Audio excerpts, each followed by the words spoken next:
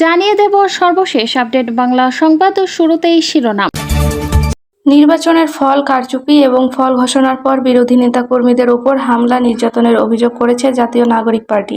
দমন-পীড়ন বন্ধ না হলে রাজপথে কর্মসূচি দেওয়ার হুঁশিয়ারি দিয়েছেন দলটির মুখপাত্র আসিফ মাহমুদ সজীব ভুঁইয়া। গত শুক্রবার রাতে রাজধানীর বাংলা মোটরে দলের অস্থায়ী কেন্দ্রীয় কার্যালয়ে সংবাদ সম্মেলনে তিনি বলেন, নির্বাচনের ফলাফল কারচুপি করা হয়েছে। ফল ঘোষণার পর বিরোধী নেতাকর্মীদের উপর হামলা, মারধর ও বাড়িঘরে আগুন দেওয়া হয়েছে। দমন-পীড়ন চলতে থাকলে আমরা রাজপথে কর্মসূচি দিতে বাধ্য হব। তিনি বলেন, শুধু বিরোধী জোট নয়, বিভিন্ন স্থানে বিদ্রোহী প্রার্থীকে ভোট দেওয়ার কারণেও হামলা ও বাড়িঘর জ্বালিয়ে দেওয়ার ঘটনা ঘটেছে। মনে হচ্ছে দেশের যুদ্ধাবস্থা চলছে। আসিফ মাহমুদ দাবি করেন, বিএনপির এক বিদ্রোহী প্রার্থীর কর্মী নিহত হয়েছেন।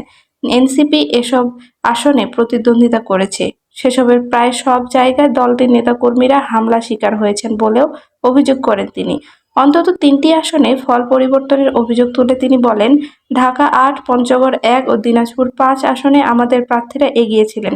দীর্ঘ সময় ফল আটকে রাখা, একাধিকবার গণনা ও কাটাকাটির মাধ্যমে অল্প ব্যবধানে পরাজিত দেখানো হয়েছে। এসব আসনে ভোট পুনর্গণনার আবেদন নির্বাচন কমিশনে করা হয়েছে বলেও জানান তিনি। তিনি বলেন, ভোট গ্রহণ শেষে প্রথম কয়েক ঘন্টায় 11 দলীয় জোটের প্রার্থীরা এগিয়ে ছিলেন। পরের হঠাৎ ফলাফলে ট্রানজিশন দেখা যায়। কিছু কেন্দ্রে ফল প্রকাশ বিলম্বিত হয়, কোথাও কেন্দ্র ঘেরাওয়ের ঘটনাও ঘটে। তার অভিযোগ, কয়েকটি গুরুত্বপূর্ণ আসনে গণনা শেষ হওয়ার পরও গভীর রাতে ফল প্রকাশ করা হয়েছে। ঢাকা 13, ঢাকা 15 ও ঢাকা 17 আসনের ফল ঘোষণায় অসঙ্গতি ছিল বলেও দাবি করেন তিনি।